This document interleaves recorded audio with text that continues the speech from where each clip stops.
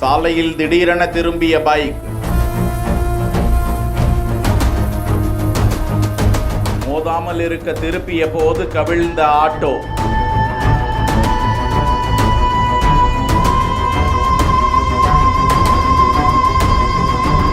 காயத்தில் அலறிய நோயாளி.